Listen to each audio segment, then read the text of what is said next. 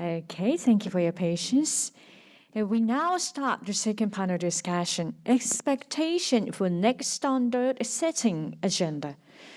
The audience are invited to join the Q&A session using the application slider. For participants at the venue, the QR code is printed on the back of your name tag. Online audience can submit questions through the link provided in the chat section. Questions can be submitted either in English or in Japanese. In this session, Professor Yukari Takamura, Institute for Further Initiative, the University of Tokyo, will be the moderator for the session. So, Mr. Takamura, would you please start the session? Thank you for your introduction. So, good afternoon to all, ladies and gentlemen. I'm Yukari Takamura, as she introduced, the professor at the Institute of the Future Initiative, the University of Tokyo. I'm also a member of the SSBJ under the capable leadership of the Kawani Sensei. So it is a great honor and pleasure of me to be a moderator of this panel. Entitled Expectation for New Standard Setting Agenda. So first, I'd like to introduce our, eminent panelist here, on my left. So Miss Danae Kyriakopoulou, if I pronounce correctly. So she is a Distinguished Policy Fellow, Grantham Research Institute of Climate Change and the Environment, London School of Economics. She leads the Institute policy work on the intersection of climate change, international finance, and economic development, where she contributed to already the G7, G20, and the COP presidencies. She also holds a role in various sustainability industry initiatives. So welcome you. So next, Miss Cambria Ratzlaff, if I call it. So Managing Director and the Head of Investor Strategy for JUST, J-U-S-T Capital, and the co-chair of the Human Capital Management Coalition. The coalition is, as you know, that a cooperative effort among the institutional investors representing over $8 trillion asset to elevate effective human capital management as a critical driver of the long-term shareholder value.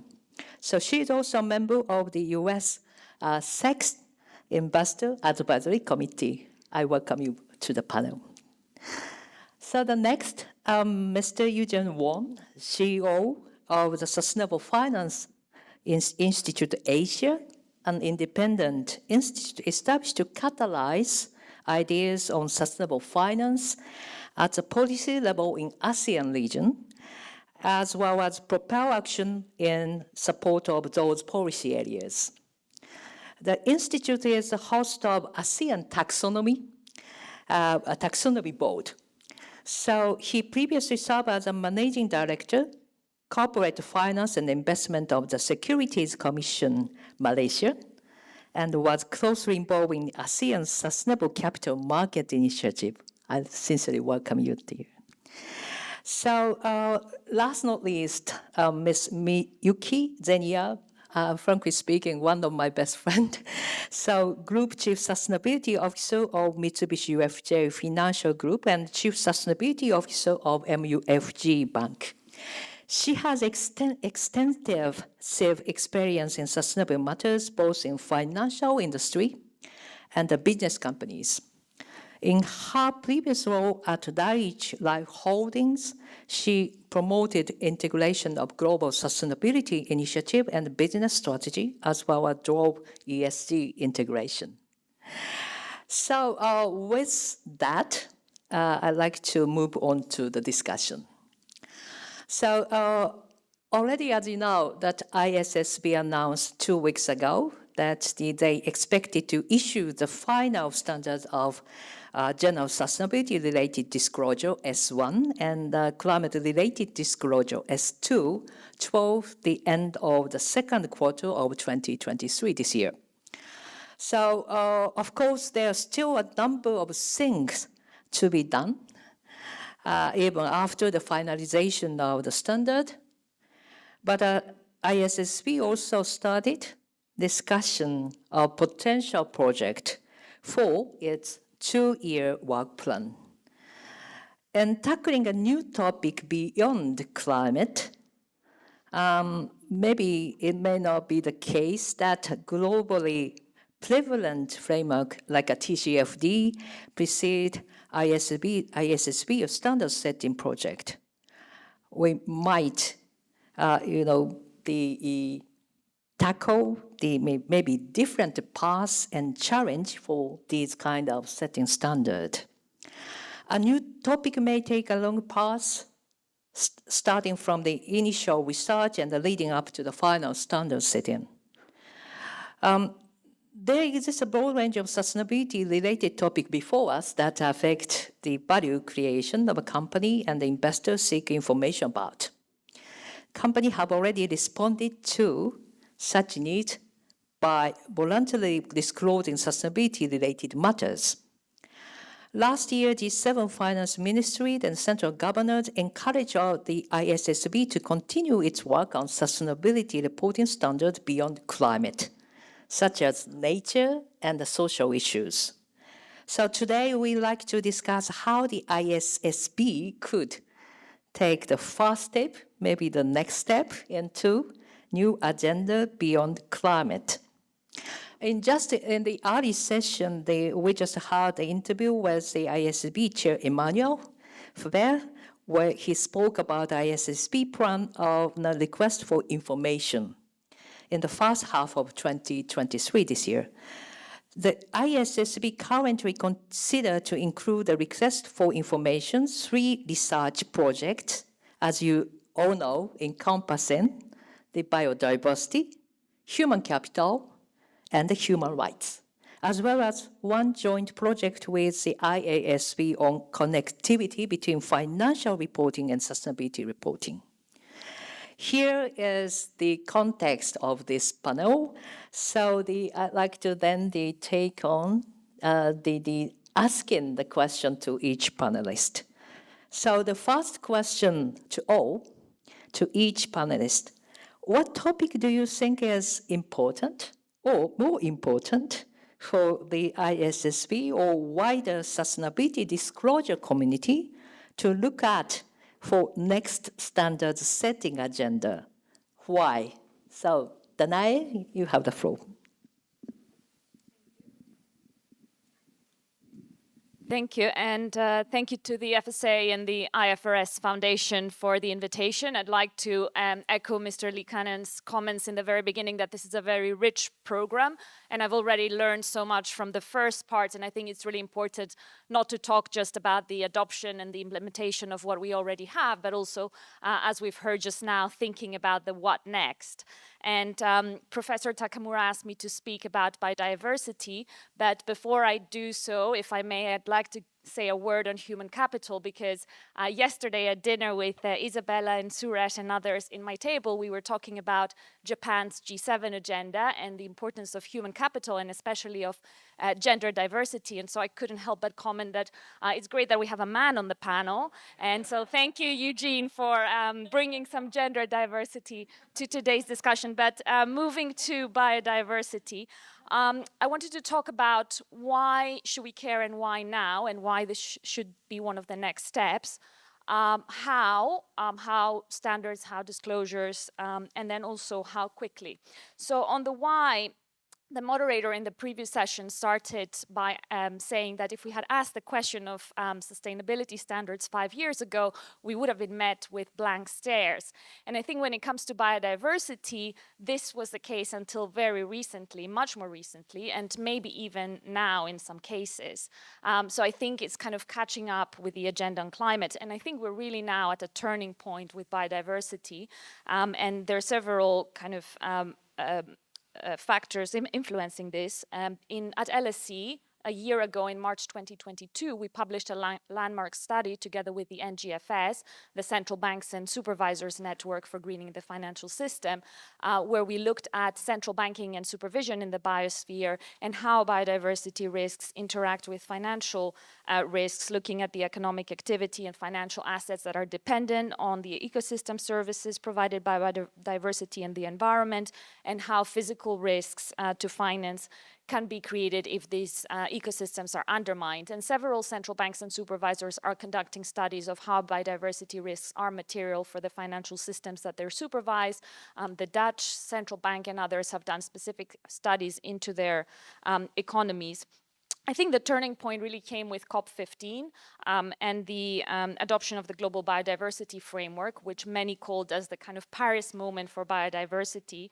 And we heard also from the ISSB this commitment to kind of bring in nature more in the next agenda. And there were some important takeaways when it comes to finance and materiality for the financial system in terms of the commitment to increase biodiversity finance flows to developing countries and close the biodiversity finance gap. I think in the similar way as we saw the growth of kind of green finance and the need for a financial architecture to support that with common language, common standards, a framework to support the growth in this sector, we will see the same with biodiversity. And also the initiatives that happen outside of the kind of official agreement in terms of financial institutions pushing for governments to adopt the GBF, and also the Nature Action 100 that was launched.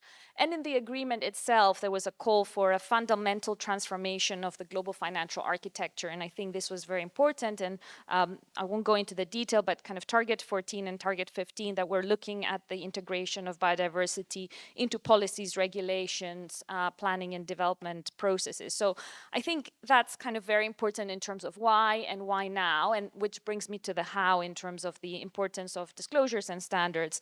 And the reality is that biodiversity-related disclosures are of an even poorer quality than what we've had with climate and other better understood sustainability topics, labor issues, water risk, etc.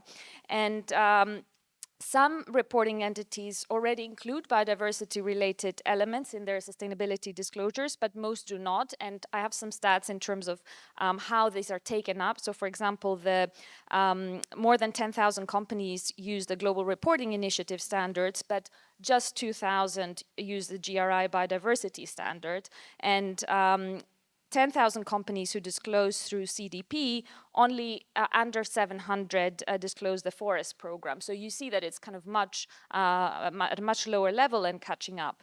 And I think what was discussed in the first panel in terms of this challenge between having a global consistency and language versus respecting and kind of taking into account the local particularities, this kind of contrast between the global and the local is even more intense with biodiversity than it is with climate, because we have the kind of very difficult set of own indicators with biodiversity, and a common approach is much more important because the supply chains in terms of the biodiversity risk transmission channels call for this kind of consistency across jurisdictions.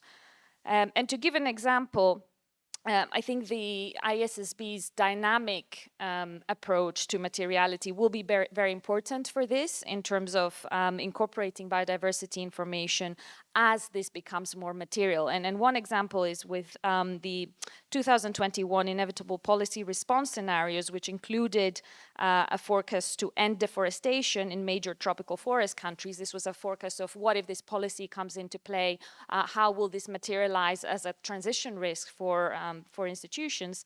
And this actually happened at COP26, where more than 100 world leaders signed the pledge to reverse deforestation. So we can see how once transition risks begin to materialize, because we have governments committing to certain policies at COP27, 28, coming up, and at COP15 with the agreement, we can see how these become material, and it's important to have this dynamic element. And to close, I'll move to the kind of how quickly question, because I wanted to go back to the question that the moderator asked the IOSCO head before about what about emerging markets and the lessons from Basel. And we heard Larry Fink talk about it just now as well in terms of the that we cannot leave emerging markets behind. And I think that's very important in the biodiversity question, because many of the biodiversity hotspots are located in global south economies. And these are jurisdictions that have less robust disclosure regimes. And so it makes it more difficult in terms of measuring and having these risks incorporated into ESG ratings, data products, etc. So it makes it more difficult. And we heard in the beginning, again, from Mr. Liikanen about the importance of the kind of Italy and UK presidencies of the G20 and the G7 and how that helped this momentum, and the importance of Japan having the presidency now.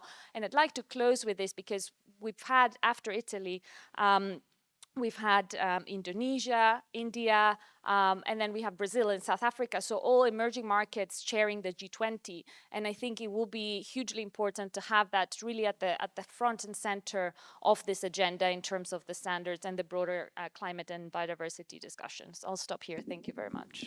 Thank you, Danae. So we recognize, mounting the interest in the biodiversity disclosure of natural capital disclosure, and the NGFS and the TNFD and the COP15 that you mentioned, it is quite representative.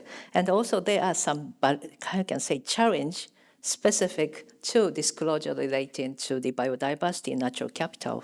Very interestingly, some kind of interesting chemistry happened in the last night dinner about human capital. So that then now the very good moment that I'd like to invite to Cambria for your comment. Well, thank you so much, and I want to thank the JFSA as well as the IFRS Foundation for hosting this event and for inviting me here today. It really is an honor to be before you. So I'm going to talk about human capital. So first and foremost, just to level set, we do find that this is usually helpful. We all hear the term human capital, but many of us have sometimes slightly different views on what that means. And so, as was mentioned before, I co-chair the Human Capital Management Coalition, which is a group of now 37 large, mostly institutional investors, some asset managers representing over $8 trillion in assets, that came together back in 2013 because we were concerned that the value of human capital intangibles was increasing dramatically, certainly in the US market, but also global markets as well. And we just really didn't have good information about how well companies were managing that asset. We hear a lot of times, human capital is our most important asset, but we just don't have a baseline understanding of what that looks like. And so for us, human capital we define as the skills, the competencies, the knowledge of the workforce itself, and the individuals in that workforce. So the talents, the skills that they bring to the table. So I'll talk about 4 points. First, I'll talk about why human capital now and why it's so important. Second, how the Human Capital Management Coalition came to think about 4 foundational metrics that we view as critical and kind of that thought process. Third, the approach that we support, which is really taking a balanced approach. So anchoring foundational data with information that might be more industry specific, or probably more tailored to certain jurisdictions than others. And then because the nature of human capital management, what it is, the relationship to firm operations as well as sustainability is really critical to coordinate across jurisdictions. So human capital right now for many investors, I think broadly, both in the public markets as well as the private markets, it's really table stakes.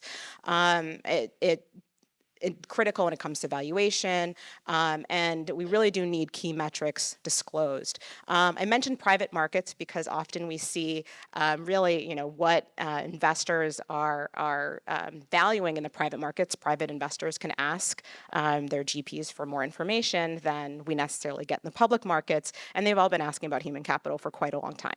So they're asking about how much money you're spending on your workforce, what your workforce composition is. We had managers, I used to be on on the asset owner side that used to ask about diversity and composition. So these are not new, maybe slightly new for the public markets, but certainly not for the private markets. The other thing about human capital that's interesting is unlike climate, you know, I think Paul earlier was mentioning sort of inside of and outside of the financial statements, but impacts the financial statements. Human capital spans issues that are both inside the financial statements already, so you have the income statement, and things that are already outside of the financial statements, but impact the financial performance of the firm.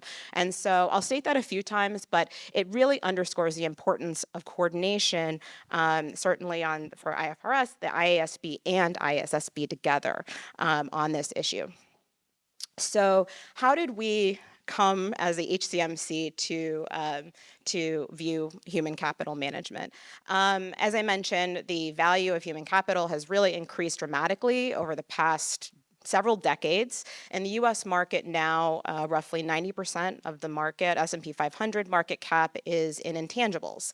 Back in 1975, which is around when our current accounting system was set up, that was about 17%.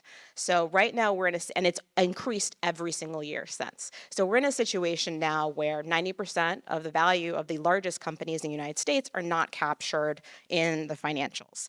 And that actually is not just a US phenomenon. So in the S&P Europe 350, we're at 75%. And for the Korean market, as well as similarly in Japan, aside from a dip right after the 2008 financial crisis, we're seeing those numbers go up dramatically again. So when we're talking about, you know, having you know, the amount of time that it's taken, for example, on climate, we don't have the same, we're much farther behind on human capital. And really, it's an imperative that we act now as fast as possible to really get some good standards in place. So when we were thinking about what standards should look like, we really thought about first making sure the standards were reliable, clear, consistent, and comparable. The reliability is particularly important, so we expect to see assurance in the standards. We have to be able to rely on them. We have to understand that they are actually accurate in what we're seeing. Be universally applicable, so every firm has employees, they come and go, so there's turnover, some type of churn, there's some composition to the workforce, some of them are directly employed, some of them are contingent or contracted. Point in time, something that's collectible and reportable, similar to the financials. So at the end of the fiscal year, you report on certain financial metrics. You should be able to do the same with human capital. Cost effective to collect. So when we're thinking about our recommendations, we thought about, okay, well, our company is collecting this already, and also possible to collect. So we actually often point to IAS 19, which is personnel expense, in the US markets to show that, hey, companies can report on this, and they are. And a lot of companies reporting under IFRS also do report more than just clear personnel expense. But it's a really important point for us in the US market to be able to show that. And then proxy for management quality. So all of the metrics I'm going to state, they work together to give you a general picture of what human capital looks like at the firm and how well that is managed.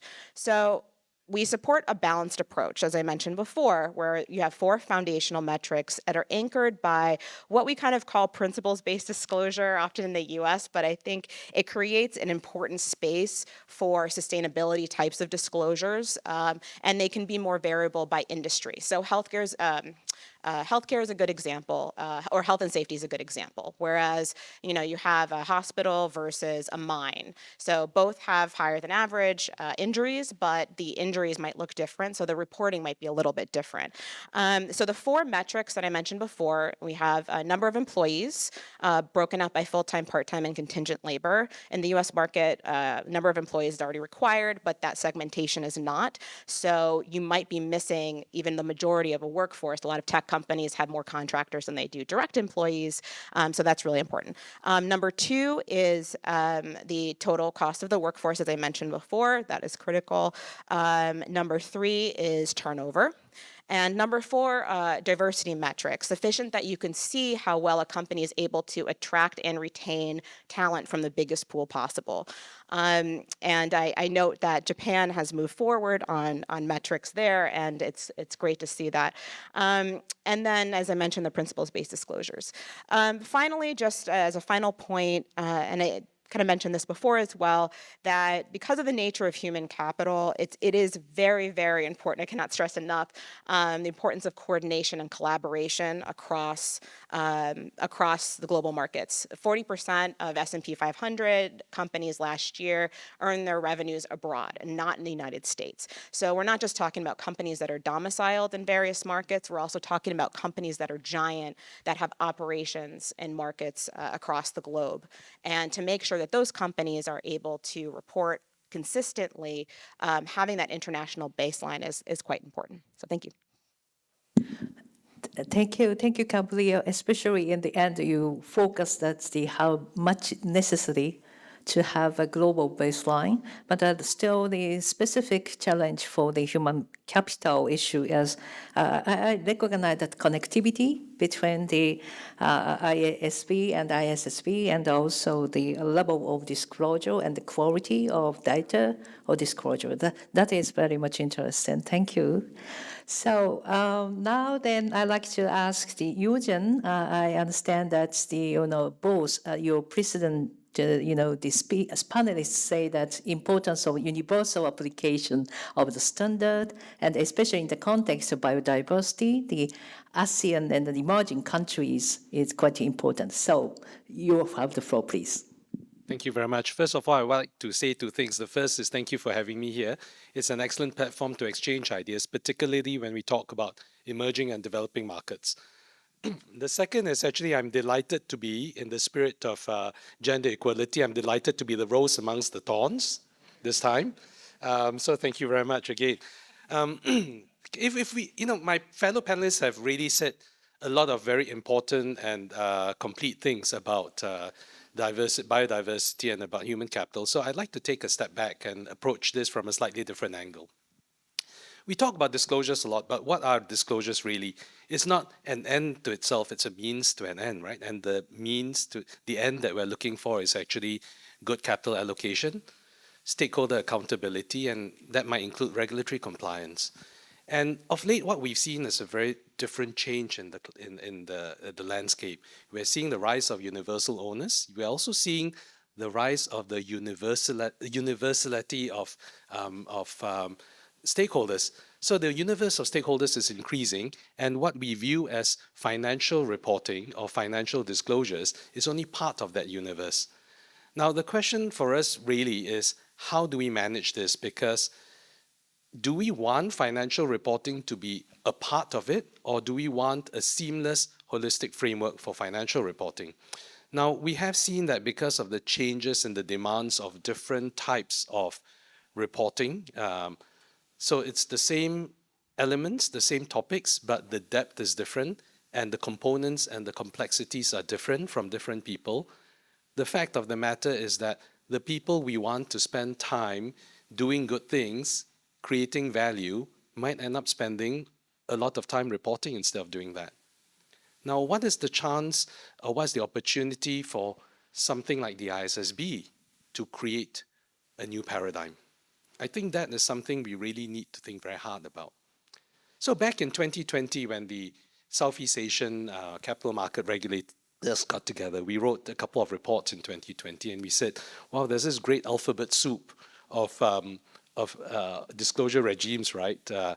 And what do we do with it? Which one do we follow? But the ISSB has done a great job consolidating that. It's taken some distraction away. But there's more to come, because immediately everyone's asking for data. Whether it's through a single materiality lens or a double materiality lens, they want data. And how important is this? Well, this morning, Prime Minister Kishida talked about allocation of capital. That's really what we're trying to do in Southeast Asia. We are really, really in need of capital, because if we are going to migrate, we need that finance. And we look at creating three pillars, actually, to support sustainable finance. The first is, actually, it's very similar to what JP said. The first is actually having a consistent language, that's taxonomy. The second is creating transition pathways. And the third is disclosures. And all these three pillars have to work together because you can't have one without the other. It's really completely useless then. Now, in our taxonomy, we actually do focus on a few things. The first is we actually want to make sure that we cover the right environmental objectives. And like the ISSB, the ASEAN Sustainable Finance Taxonomy is not a climate taxonomy. It starts off with the climate, but it's supposed to end with the SDGs because a just transition, sustainable development is what we really need. So in that respect, we have 4 environmental objectives: climate mitigation, climate adaptation, creating and protecting the ecosystem and biodiversity, and promoting resource resilience and circular economy transition. So if you look at it, the fact that we already have biodiversity in there and resource resilience, it makes it, and oh, by the way, I have to mention, when we first started the ASEAN taxonomy, the goal was really for us to have a just transition as well, a just, orderly, and effective transition. So if you think about the elements of our taxonomy, just, orderly transition, biodiversity, resource resilience, there's no reason why we shouldn't be disclosing all these things. So the issue we're discussing here is not really should we or should we not. The issue we're really discussing here is how. And I think that's the biggest challenge that we have.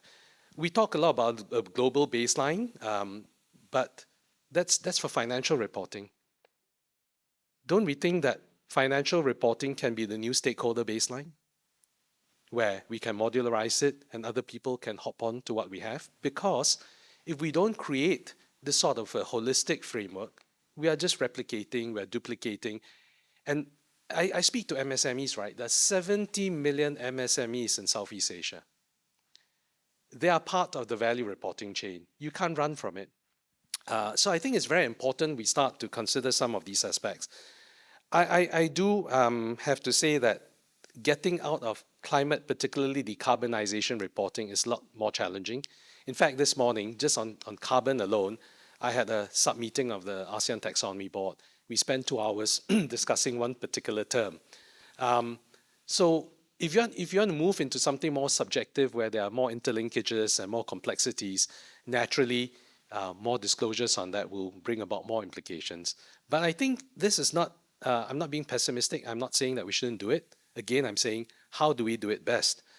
And also, I think, this thing about just transition, we need to write along with the needs of the countries, and again, the national and regional specificities really, really matter. For example, if we talk about just transition, right?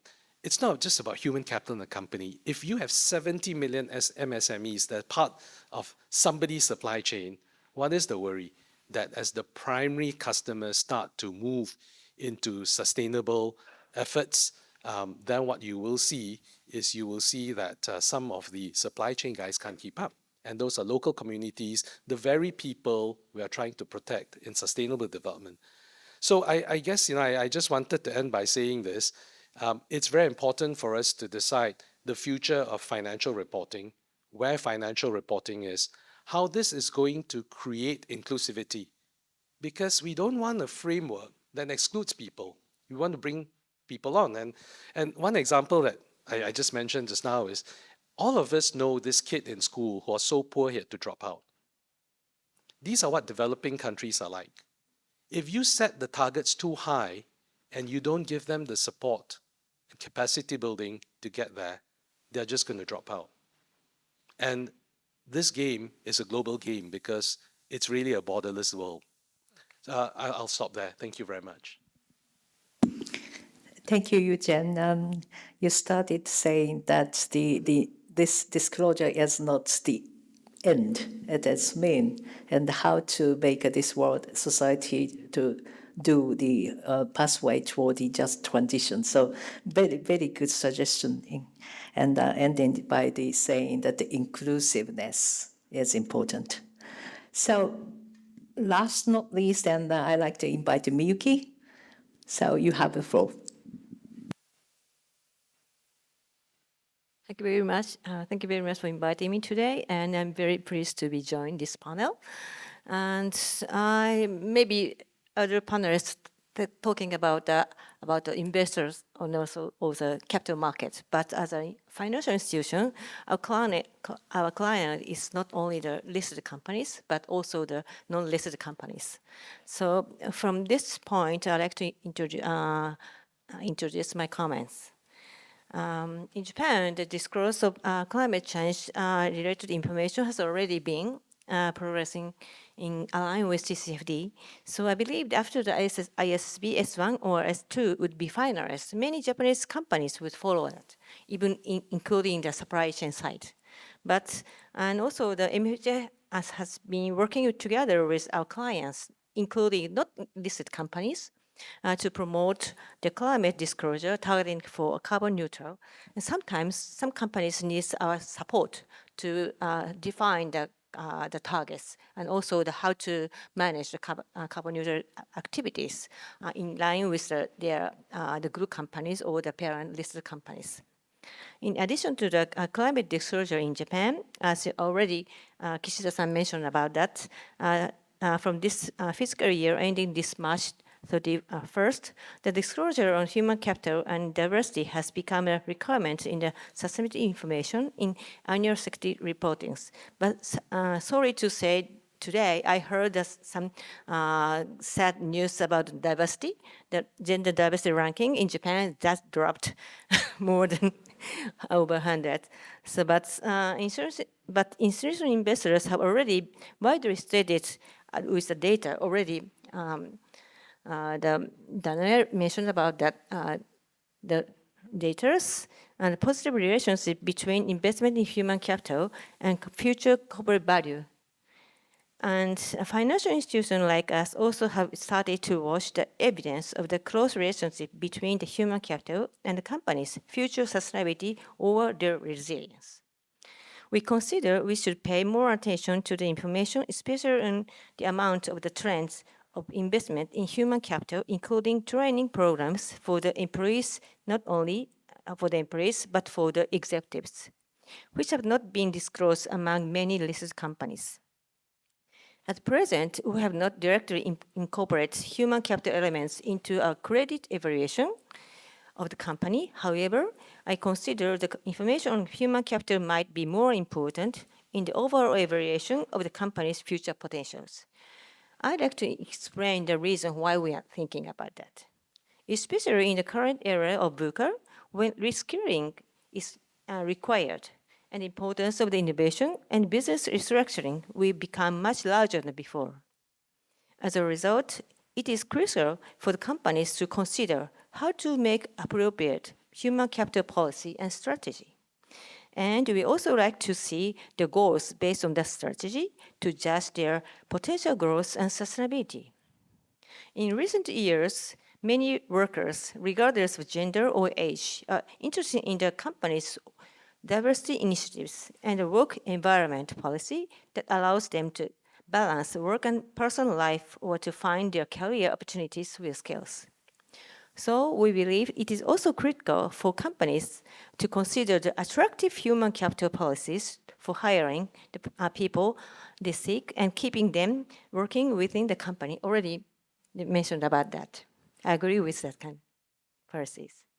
And also we like to add biodiversity at the end of the next agenda, but already mentioned about the reason. As many people here have already known about the COP15 last year in Montreal, the Finance Day was set for the first time. I'm very surprised and very good agenda. And I have realized that there is a high expectations for the financial institutions to play an important role in addressing biodiversity. So, but in Japan, it is not so high, gathered the high interest in Japan. So, as an insurance investment, financial institutions, we have to ask the companies to realize how the biodiversity is related with their operations, and also not only by themselves, but on the including the supply chain. So I understand the TNT framework will finalize in this fall. So we also expect ISSB will align with that progress. Thank you. Thank you, Miyuki. Again, the human capital is quite important especially among the sustainability reporting agenda. And I'm sorry to say that the time is running out. I think I wish to ensure there's some time for question and answer so that please, your last comment should be concise. But and also what I like to ask you is that on your topic that you find the most important, for instance, biodiversity for Danae. So what's the most important challenge and the suggestion to overcome this? So please, Danae. Thank you. Yes, I understand we're running out of time. I'll use my time to echo what Eugene said and reinforce the message, because I think inclusivity is really important, not just in biodiversity, in this agenda in general. And I'd like to take that one step further, because I think the answer to that and what does inclusivity mean in practice is not that we're lowering the standards or that we're going slower, because the climate and nature clocks are ticking and we can't afford to go slower. So the answer to that is that we put extra effort, extra resources to make sure that everyone comes along and we do not leave countries, people behind. And in your example with a student that's ready to drop out, we don't lower the school standards. We invest in tutoring, we invest in attention to the student, and that's exactly what we need to do. And I think this is a really important takeaway, and thank you for raising that. Thanks, Danae. So the Cambria. Thank you. So I think I'll probably reiterate the importance of coordination, but also on human capital in particular, that there are factors that are in the financial statements and factors that are not necessarily reflected there today. Just with an example, so in, again, global versus US, 100% of the FTSE 100 report workforce costs today because of IAS 19, and only 15% of the S&P 500 do. And I think that you would see the consistency across the board with other metrics as well. Unfortunately, voluntary standards across the board don't always get us there. So, thinking about creating baseline standards across the board for all companies globally, it is very, very important for some of the markets, including the US, that those standards are there. So that was it. Thanks. So, Eugene? I want to build on the inclusivity area again, because I agree absolutely is capacity building and also creation of infrastructure. Everything needs data, right? And the more complex the data is, the more useful it is, but the harder it is to gather. So we must also enable developing countries to be able to create data systems, and that is absolutely important and critical, and they should be reporting on the right data. The second point I want to make is that we talk a lot about interoperability. We've moved past interoperability. The question now is linkages between different frameworks to create a holistic framework effectively and efficiently. Wonderful suggestion. Then Miyuki.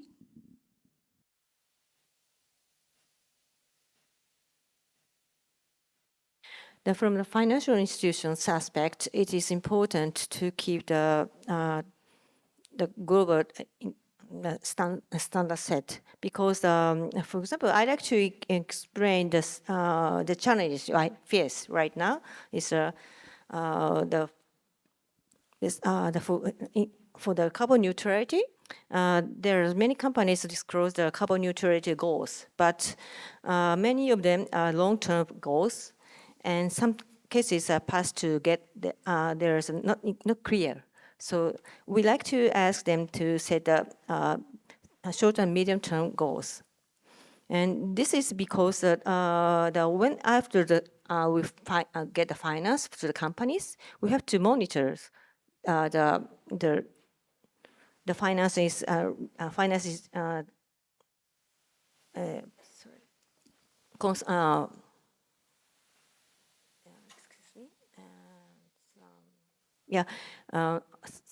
there are some concerns about the greenwashing of the company may occur if the use of funds after financing differs from the original plan. This is especially important for the transition finance. And the third one is really about the the environmental justice, already Eugene mentioned about that. So I attended the COP27 and UN Business and Human Rights Conference. There is a lot of discussions about climate justice and just transition. Already Larry Fink mentioned about that. So I always ask the companies to think about the rules or the activities on the climate activities related with the human rights. That all. And also finally the disclosure and the trust for the disclosure by the company is very linked with the link is linked with trust of the financial institutions asset trust. So it is very important, not only for the company, but also the financial stability.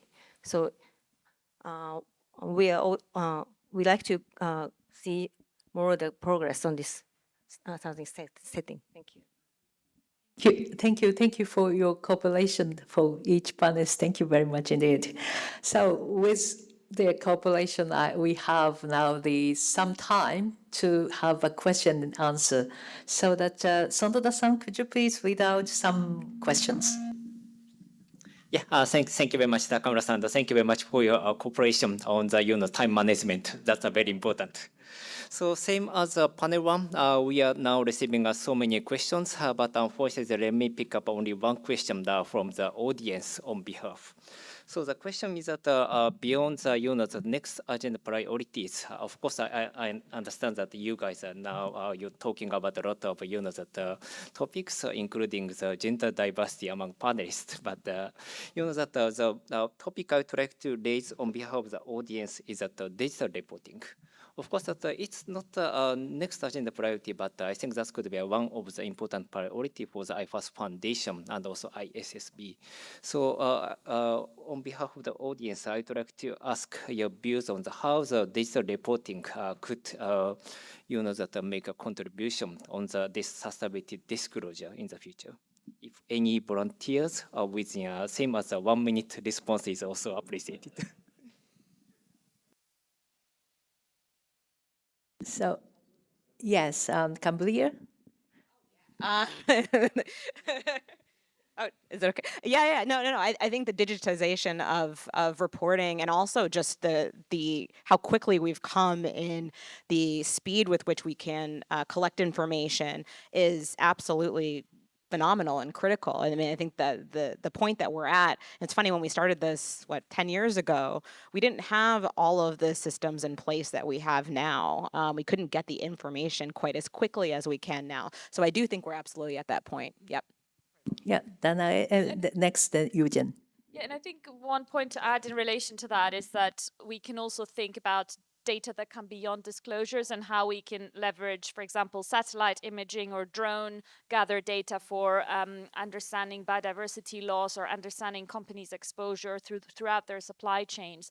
It doesn't all have to be a burden or an ask on companies to disclose. We are making a lot of progress in terms of technology and data gathering outside of that process as well, and that needs to be monitored in addition to what the requirements are.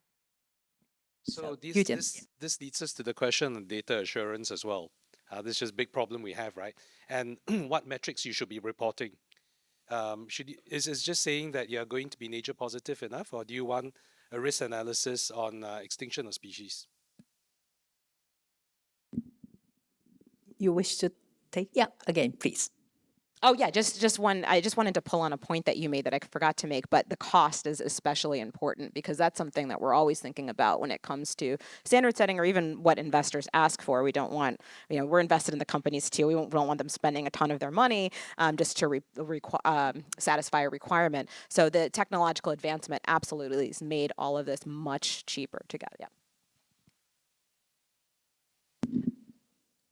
Yes, thank you very much for your half-minute responses. Thank you so much. So I think with this cooperation of the able panelists, I'm really happy to close this session. But we had already the excellent comment and suggestion from our panelists today. What is quite sure that their comment reflected strong support and high expectation for the universal setting of the sustainability reporting, especially the work of the ISSB. So I think I believe the topics raised in this session and certainly demonstrates the need for that. So for each topic, I think, as you know, that how to define the scope of the work approach is actually key question to discuss for coming months, I think. I would like to encourage everyone here to make your voice, or to make our voice heard in the upcoming request for information.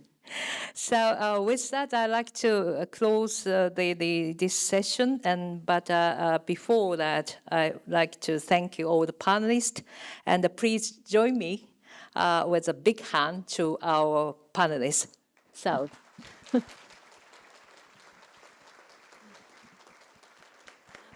Oh, thank you very much indeed. Thank you very much. This concludes the second panel discussions. Again, please send a big hand up to all the speakers. Thank you so much. And now we're going to have the closing remarks. But before that, we'd like to clear the stage. So thank you so much for your patience.